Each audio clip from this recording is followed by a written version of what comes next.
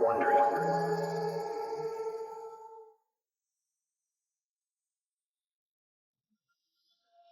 Swami Prabhupada lies in a bed in a sacred temple in Vendavan, India. It's November of 1977, and the revered founder of the Hare Krishna movement is near death. Outside the door, dozens of his followers chant, imploring God Krishna to bring him back to health. The Swami chants softly too, but he asks for nothing. He knows what happens next is up to Krishna. Memories wash over him. Was it really only 12 years ago that he stepped off a freighter in New York City? He weakly turns his head to Puri Maharaja, a dear old friend and godbrother who sits by his side. Puri, do you know that I almost died on the way to New York? I had a heart attack. There was no doctor on that boat. I was almost 70. What business does an old man have, going halfway around the world with nothing but a pot to cook rice and a few rupees in his pocket? What business? Krishna's business. He had a plan for you. Yes, he had a plan. But what is his plan for when I'm gone? It's a question that's been troubling the Swami for a long time. He never imagined the movement would grow so fast or so big. There are nearly 100 Hare Krishna temples and tens of thousands of followers in 30 countries. Celebrities have given their talents and money. George Harrison recorded the hit song My Sweet Lord in praise of Krishna. Henry Ford's great-grandson donated a historic mansion for the Detroit Temple. The Hare Krishnas raise millions of dollars a year by publishing books and making candles and trinkets. But many also solicit for non-existent charities and sell counterfeit merchandise. And they do it under orders from their temple leaders. The Swami is probably not aware of the extent of the temple leaders' scams. Although he once wrote that it was acceptable to beg, borrow, or steal to raise money for Krishna, he was referring to things like panhandling, not serious crimes. Now the Swami worries some of his disciples are taking begging and stealing too far. But he is dying, and he has no time to fix things. Almost every day a letter with a new problem arrives, disciples unhappy with their arranged marriages or disputes between temple leaders. Hurry takes a cloth and gently wipes the Swami's brow. It's a sad irony that the only person the Swami can trust is Puri. Puri isn't one of his disciples. He has his own temple, and he's not afraid to speak his mind. Unless you stay, there will be no peace and unity among these Westerners. They have very strong heads. They won't unite. After your demise, the institution will be nowhere if you don't make a decision. I should call myself Problem Pod. He knows Puri is right. That's why he created the governing body commission 7 years earlier. He divided the world into zones and appointed a leader to oversee each one. He made it clear that none of them were on the same spiritual level as him, and therefore none of them could take over when he died. His hope was that they would each keep each other in check, but they immediately began to compete for power and influence. Maharaja Puri scoffs at the Swami's plan. You have selected 11 gurus. There can be no harmony. Guru must be one. I have not selected 11 gurus, Puri. I have given them a lower rank. As long as you survive, they are a lower rank. After your demise, they will declare themselves gurus. The Swami looks into his friend's eyes. They're full of love, but there's sorrow in them too. What shall I do now, Puri? I've done my duty. Everything is Krishna's will. What can I do? Chant. We'll chant together. The Swami gently chants the mantra that has brought him solace, peace, and enlightenment for his entire life. Words he will soon say for the last time. Hare Krishna, Hare Krishna, Krishna Krishna, Hare Hare, Hare Rama, Rama Rama, Hare Hare. On November 14th, 1977, Swami Prabhupada, age 81, draws his final breath. His death is peaceful. What happens afterward is anything but. Wondery's shocking true crime podcast, Over My Dead Body, is back for a third season with a story about corruption, betrayal, and the secrets of a fallen hero. Follow Over My Dead Body, Season 3, Fox Lake, on Apple Podcasts or wherever you're listening right now. From Wondery, I'm Lindsey Graham, and this is American Scandal.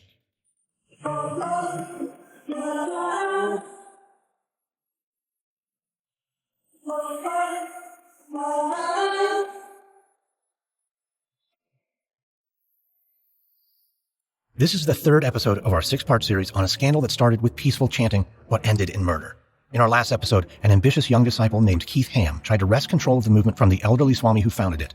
He started a Krishna commune of his own in rural West Virginia, but he struggled to attract followers. So he repented, apologizing to the Swami, and got back into his good graces. His commune, New Vendavan, grows and prospers. So too do Keith's ambitions. He's overseeing scams and drug dealing to bring in money. He builds up an arsenal of weapons and recruits ex-cons to be commune enforcers. And he is still determined to be the Swami's sole successor.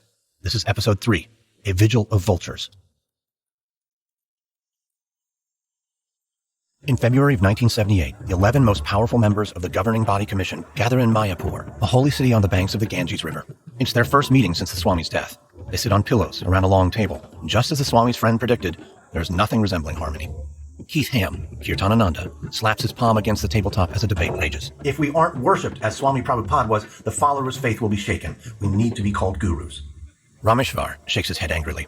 Based in Los Angeles, he's a powerful member of the council with an important job, managing the book trust that publishes all of the Swami's writings. That is not what the Swami wanted, Kirtanananda. He put us in charge, Rameshwar.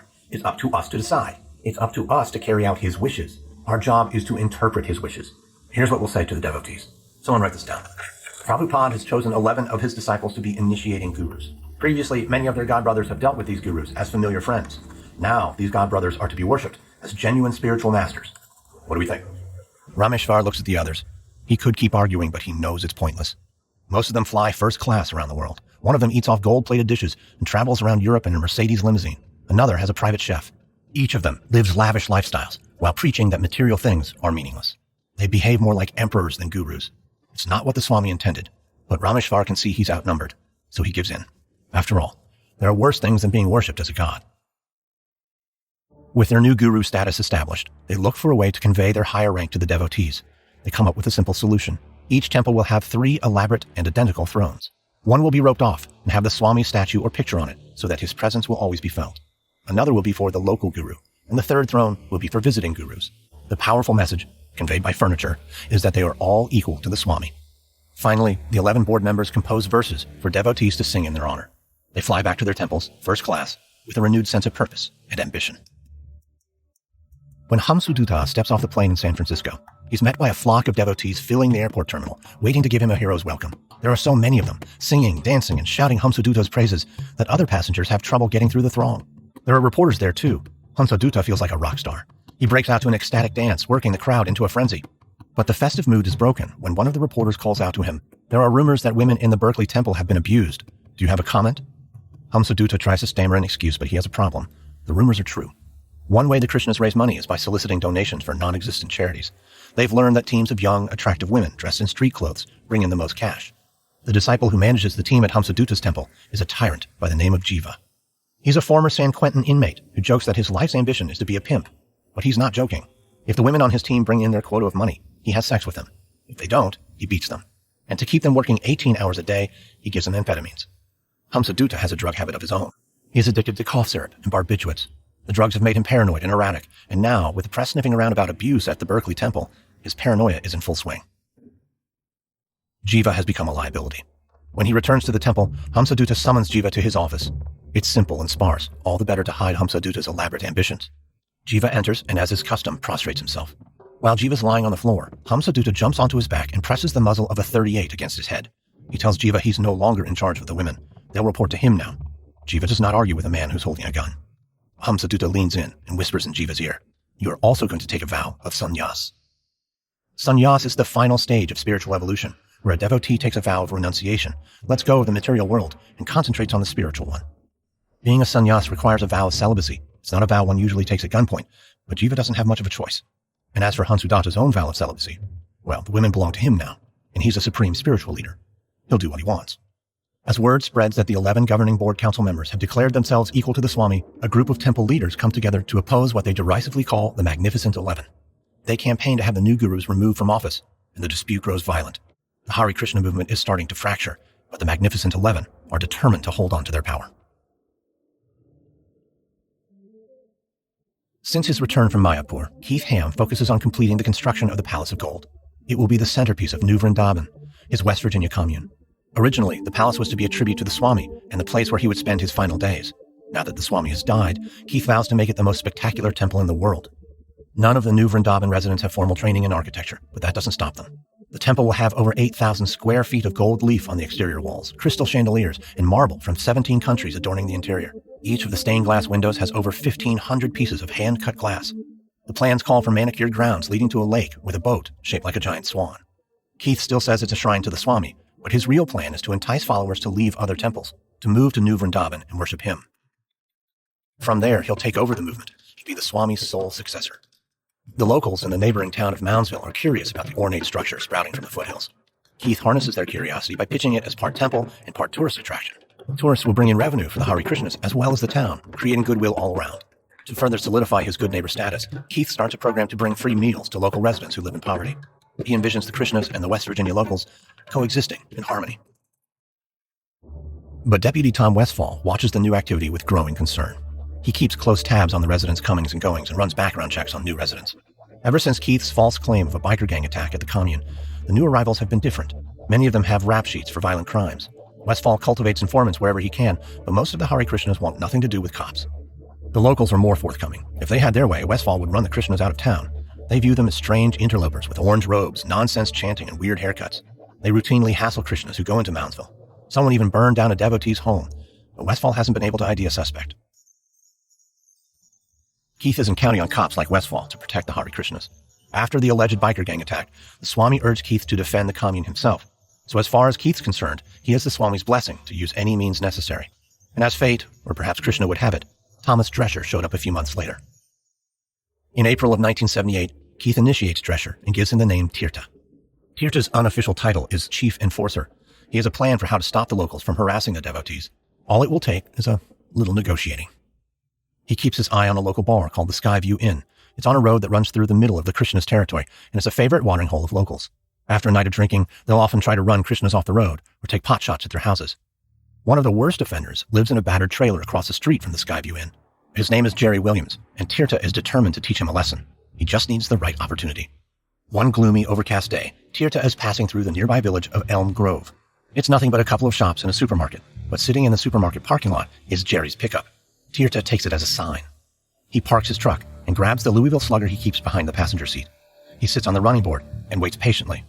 After a few minutes, Tirtha's target exits the market and heads towards his truck, laden with bags of groceries. Tirtha walks up behind him and in his most neighborly voice says, "Hey, let me help you with that." As Jerry turns, Tirtha swings. The bat connects with Jerry's right knee and he goes down.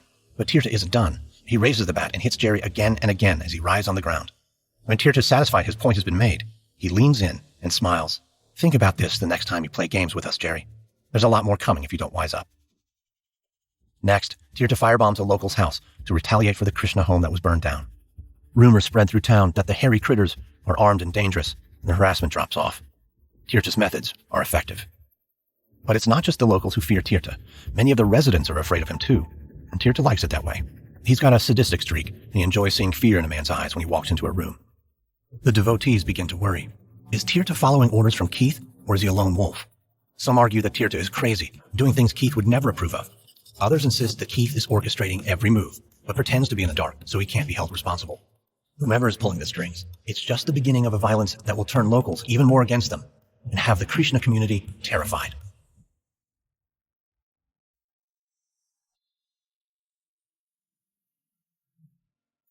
It's May 1978. Chuck St. Dennis leans over a tray of Coke with a shorty straw and takes a long snort before heading out the door of the Laguna Beach Hare Krishna Temple. He's only 23, but he's seen enough misfortune for 5 lifetimes. An alcoholic mother with a series of abusive boyfriends, a drug habit that started at 14. He joined a gang, spent time in juvie. Then 6 years ago, he discovered the Hare Krishnas. The discipline and structure helped him get sober, but now his life has come full circle, and not in a good way. He's back to dealing drugs, but this time, he's dealing for Krishna. As he strolls along the beach, he's not easy to miss. He's 6'4", 220 pounds of muscle. A skinny hippie approaches him. After a brief exchange, the hippie struts away with a bag of weed as Chuck stuffs a wad of money in his pocket. Maybe he'll use some to grab a snack before turning the cash over to the temple leaders. He at least deserves that. He's bringing in thousands of dollars and lives like a monk, while the temple leaders live like millionaires. The Laguna Beach Temple is run by Joe Davis and Roy Richard, 2 former drug addicts who also got sober when they became Krishnas. They credit Krishna consciousness with helping them to get clean and lead productive lives. But when faced with the need to raise more money, they turn to old habits. The temple sells the Swami's books as well as candles and trinkets, but it's not much of an income stream. On a trip to India, a solution falls into their laps. A taxi driver offers to help pay for their trip home by hooking them up with a drug dealer. He tells them they can smuggle the drugs back in their luggage or even under their robes. It's easy money. Richard thinks it's too risky. Davis agrees. It's too risky for them to do right now, but they've got devotees who will follow orders. It's perfect, he tells Richard. The devotees will smuggle and sell hash oil or heroin, and they'll use the proceeds to build more temples. And from those temples, they'll reach out to addicts and help them kick the habit through Krishna consciousness. They'll use drugs to save people from drugs. The drug smuggling operation is a smashing success. From 1976 to 78, they make millions of dollars, and most, but not all, goes to ISKCON, the International Society for Krishna Consciousness, founded by the Swami. ISKCON uses the funds to build new temples around the world, and Davis and Richard are heroes, but they're also keeping a cut for themselves. Pretty sizable one. Enough to buy beachfront mansions and luxury cars. Shortly after the 6'4" Chuck St. Dennis joins the temple, they recruit him to help sell the drugs. After all, he was a dealer when he was a teenager, so he's got the right resume. and it's not long before Chuck is sampling his own wares, and soon, instead of chanting, he's binging on cocaine. Davis and Richard developed their own coke habits too, but they've got bigger problems. They've partnered with Alexander Kulik and Steve Boven, two ex-mafia informants. The government relocated them to Laguna Beach under the Witness Protection Program, but they weren't ready to retire. Kulik helps distribute the drugs the devotees smuggle in, and Boven sets up shell companies to launder the profits. But as the money starts flowing, the two mobsters become suspicious of each other. They each accuse the other of skimming profits, and their argument quickly escalates. On a cool October morning in 1977, Boven calls the Laguna Beach Temple and tells the two leaders to get on the line and listen very carefully. He calmly informs them that he's kidnapped Kulik, and unless they deliver $100,000 in the next 24 hours, he'll kill Kulik, both of them as well. The two leaders are terrified to find themselves in the middle of a mob war. The next morning, Joe Davis, twitching and paranoid from a 4-day cocaine binge, wraps $100,000 in newspaper and drops it in a trash can at Corona Del Mar State Beach. When Kulik is released, he promptly takes revenge and guns Boven down. Boven's men go to the police and spill the details of the temple leaders' drug smuggling empire. The temple leaders and many of the devotees are arrested. It's a sad end to a bad idea, and it's only the beginning of a string of criminal cases connected to the Krishnas. Tall, buff Chuck St. Dennis is lucky, though. He isn't arrested, but he definitely feels the heat. He wants to get as far away from California as he can, start over, somewhere remote, get clean. He decides to relocate to New Vendavan. When Chuck arrives at New Vendavan early in 1979, he knows he's made the right decision. It's a simpler life than Laguna Beach, and that suits him fine. He's not ready to become a full devotee again, so he lives as a fringie, the name given to people who live on the commune, but don't follow the strict rules of the religion, like not eating meat, drinking, using drugs, or having sex more than once a month. He doesn't give up drugs completely, but he's able to kick his cocaine habit. A year later, he falls in love with the commune's nurse, Deborah Geer, a strong, self-reliant woman with curly red hair. She's the commune's only nurse, which doesn't leave her much time to chant or practice, but they're both sincere followers and believe in the work the commune is doing. Their opinions, though, will soon change. New Vrindavan continues to grow and attract followers. By 1979, when the Palace of Gold is dedicated, there are around 200 full-time residents. It's quickly dubbed America's Taj Mahal. Nearby, they construct a guest lodge and a vegetarian restaurant to accommodate visiting Krishnas and curious tourists. Keith Ham has achieved his goal. He has built the most spectacular temple outside of India, and more importantly, his influence is growing. Devotees are leaving other temples and moving to New Vrindavan to be part of his thriving community. But it's not just the palace that excites Keith, it's the power. When he gives an order, it's carried out without question. He reminds his followers that he is the direct conduit to Krishna. He is the path to enlightenment. He exists on the highest spiritual plane. He has the answers devotees seek. Many of them arrive broken and broke. Some are looking to fill a hole in their lives. Others want a community where they feel unconditional love and acceptance. Some, like Chuck St. Dennis, just want a fresh start. Like many religions, the Hare Krishnas offer a loving and forgiving God. Through Krishna's love, people can heal, begin anew, and blossom. But at New Vrindavan, there's only one pathway to Krishna, and it's through Kirtanananda Swami Bhaktapad, Keith Ham. Sometimes he feels like he can do anything, even horrible things. He takes a 7-year-old boy to be his personal servant for a week. The boy's mother considers it an honor that he was chosen. So when her son tells her, Kirtanananda Swami fondled my genitals, she chastises him for making up stories. Keith isn't worried about being caught. He may not even think what he's doing is wrong. He believes he'll never be held accountable, because he is divine. Hansadutta, Keith's old rival who runs the Berkeley Temple, is equally out of control. Since pulling a gun on Jiva, he's happily added pimp to his resume. He's still addicted to pills and cough syrup, and they've made him both paranoid and grandiose. He's not about to be outdone by Keith in his golden palace. He's decided he is going to be a rock star. He uses $30,000 of temple funds to cut a record. His first album, Nice But Dead, is a flop. Did you ever see a guru flying a plane? With lyrics like, did you ever see a guru flying a plane, thin as a cane, looking insane? It's not surprising it didn't make the Billboard charts. The record has been an expensive vanity project, and its failure only contributes to Hansadutta's paranoia, which finally explodes on a first-class flight back from the Philippines. Hansadutta pounds the armrest of his first-class seat and jabs his finger into the ribs of the devotee seated next to him, Michael Pugliese. Pugliese's job is to hold Hansadutta's medicine kit, the little black bag full of Percocet and other drugs. Michael, gimme. I think you're okay, Hansadutta. Since when do you tell me if I'm okay or not okay? I said gimme. Michael furtively unzips his bag and tries to fish out a pill without the stewardess noticing. She's already eyeing Hansadutta, who's clearly way too high. Maybe I should have the stewardess bring you some tea, Hansadutta. Tea? Did I ask for tea? No, I did not. Hansadutta, relax. You don't love me, Michael. None of you love me. Hansadutta, sit down. I am not loved. Swami Prabhupada was loved, but not me. Hansadutta is out of his seat and staggering down the aisle. The devotees in his entourage jump up and try to calm him as the stewardess rushes over. Sir, you need to remain in your seat with your seatbelt fastened. Hansadutta jumps into an empty seat and rails at his followers. All of you are liars. You're jealous. You're plotting against me. Prabhupada warned me. Prabhupada wanted me to lead the movement. Me. Not Kirtanananda, fraud, or anyone else. Me.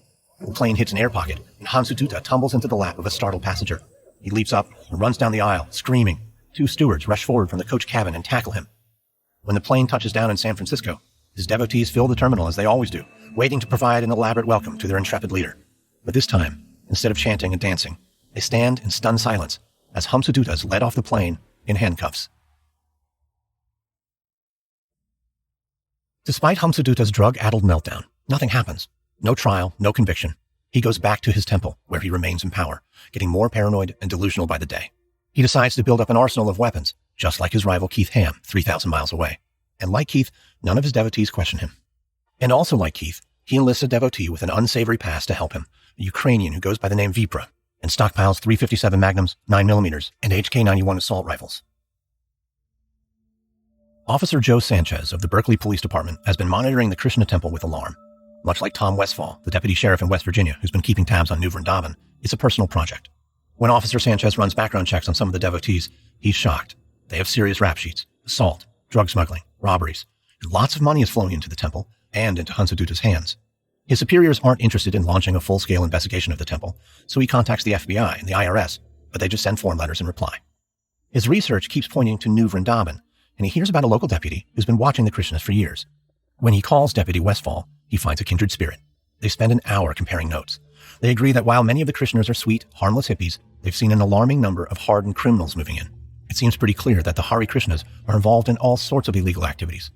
Westfall talks to cops wherever there are Krishna temples, and over the years he's become an expert, documenting their scams and tracking their movements. The 2 cops share the same uneasy feeling. This isn't going to end well. They agree to keep in touch. In December of 1980, Jane Bryant arrives at New Vrindavan. She's a pretty, green-eyed woman in her early 20s, and she's thrilled to leave her native England behind. She joined the temple in London, where she met Steve Bryant. They were married 2 weeks later. When Jane gets pregnant, they decide to raise their children away from a big city. The story she heard about New Vrindavan makes it sound like some sort of Eden, and when she arrives, it does seem to be a paradise. She's eager to chant, pray, and work for Krishna, but she's given what may be the hardest job in the entire commune. She's in charge of the children's nursery, and while the Golden Palace is opulent and sparkling, the nursery looks almost medieval. It's a rickety old barn. 15 babies and toddlers are in battered cribs or crawling around a filthy floor. Most of them are bloated from parasites. At first, she was flattered that the temple leaders thought she could handle such a big responsibility. Now, she's overwhelmed. The temple leaders are impressed, though. When they urge her to be initiated as a full devotee, she's confused. Devotees are rarely initiated so quickly, and most importantly, a married woman is not supposed to be initiated without her husband's consent. Her husband Steve is in India, trying to start an import-export business. She thinks they should wait until he arrives. But Keith dismisses her concerns, and she doesn't dare question him. She's convinced that moving to New Vrindavan was the right decision, and Keith is the reason why. Ever since she joined the Krishnas in London, she's been searching for a spiritual guide. When she married Steve, she thought it would be him, but he's been a disappointment. He's petty and controlling. But as soon as she met Keith, she knew she'd found what she'd been searching for. She's inspired by his passionate sermons, and when he looks at her, she feels chosen and powerful. So she agrees to be initiated, and she accepts the name Jamuna. But just as she feared, when Steve arrives at the commune, he's incensed. It's not just that she was initiated without his permission. It's that Keith seems to be her new obsession. She talks about him constantly, quoting his sermons and singing his praises. When she's unsure of what to do, instead of turning to her husband for guidance, she goes to Keith. It becomes clear to Steve that his power has been usurped. He is not the master of his house. His wife doesn't look up to him. Instead, she barely tolerates him. He feels like Keith has spiritually stolen his wife. It's a crime he vows to avenge.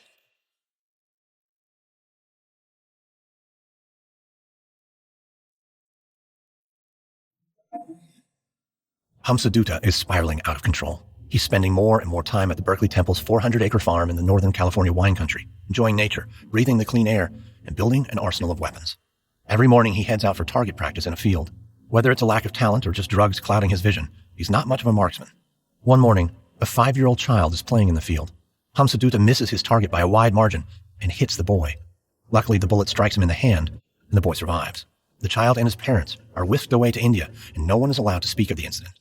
Ever since that day, Vipra, the community enforcer, insists on being present when Hansadutta is shooting. Remember, breathe naturally. How can I breathe naturally, Vipra? How can anyone breathe naturally when Armageddon is coming? You know what I need? A machine gun. A machine gun? Yes, with a silencer. You know how to build one? What for? We're going to knock over Fort Ord, steal the payroll. Hansadutta, that's crazy. Vipra, nothing is crazy if you believe in Krishna. We have the power. Vipra has been a member of the Berkeley Temple for years, and he's Hansadutta's trusted confidant. But lately, Hansadutta has been confiding too much. It's clear he's become unhinged. He's literally armed and dangerous. And Vipra's the one who armed him. If Hansadutta really does try to carry out this crazy plan, he could bring down the entire movement. But Vipra doesn't know how to fix the situation. So he does nothing. It's an early February morning of 1980. Officer Sanchez of the Berkeley Police Department smiles as he looks at a piece of paper in his hand. It's the culmination of months of work. He has a search warrant for the Krishna's farm, where Hansadutta has been assembling his arsenal. Berkeley police and deputies from 2 nearby counties surround the farm just after sunrise, holding the residents at gunpoint as they search every building. But Sanchez is disappointed. He seizes a grenade launcher, rifles, shotguns, and boxes of ammunition, but an informant describes seeing hundreds of weapons. They must have been tipped off. When he gets back to the office, he calls Deputy Westfall in West Virginia and fills him in on the raid. Westfall tells him not to give up. The raid proves the Krishnas are every bit as dangerous as they suspected. A few weeks after the raid on Hansadutta's farm, Sanchez raids a business owned by a member of the Berkeley Temple. This time, they find 100,000 rounds of ammunition, numerous guns, 8 pounds of explosive powder, and copies of Hitler's manifesto Mein Kampf. When Sanchez tells Westfall about it, he can feel him shake his head in disbelief. Westfall says the old Swami must be spinning in his grave. The movement he founded couldn't have gone more off course. Almost a year later, it's a brisk February evening in West Virginia. Steve Bryant has been trying to make a go of life at New Vendavan, but he's failing. He feels like everything he's done is a failure. His import-export business was a bust, and now he works at the commune's fabrication shop, casting ornaments out of fiberglass. The fumes are horrible, and he returns home with a pounding headache. Home is another example of his failure. It's a rickety old camper shell without running water or a toilet. When he walks through the door, his wife Jane is beaming. That should make him feel better, but the reason she's smiling is because she's hanging a picture of Keith over their bed.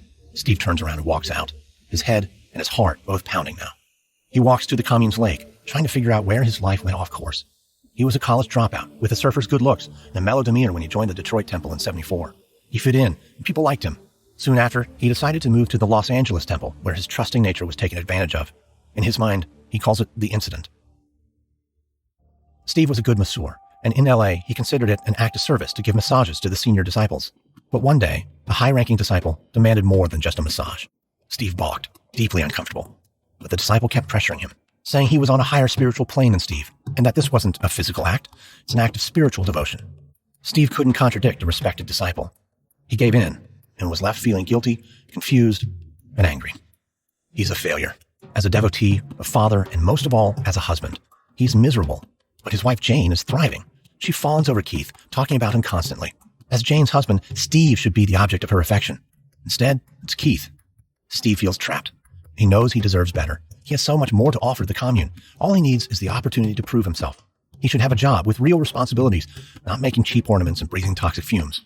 He decides to stop by Keith's office to make his case. Enter.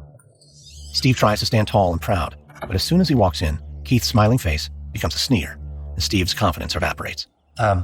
Thank you for seeing me, Maharaj. I wanted to talk to you about what I have to offer the commune. Oh, have you come into a large inheritance? I'm joking. Oh, yeah, no, I have not. I just think that I have lots of skills, and I could be more useful if I had a better job. Better? Your current job isn't good enough for you? Is New Vendavan not good enough for you? What about your wife? Is she good enough? Am I good enough? That's not what I mean, Maharaj. Not at all. Everything is wonderful here.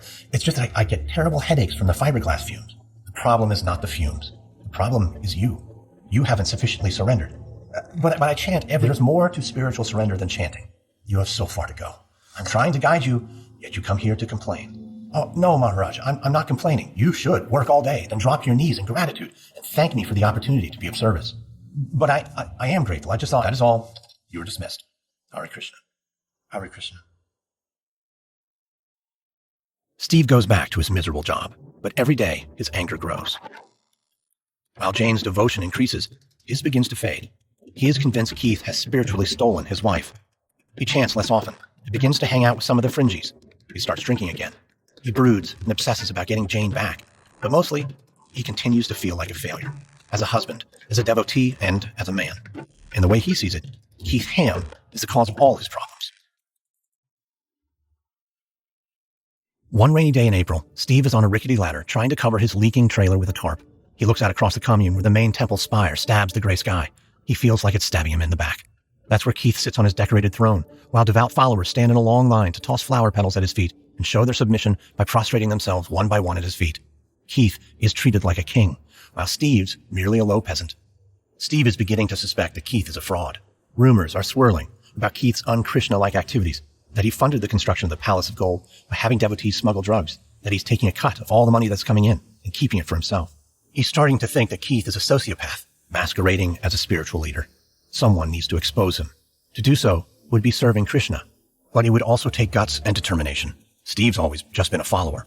Keith is powerful. He has money and weapons and enforcers who take care of people who oppose him. Steve doesn't even have a roof to keep out the rain.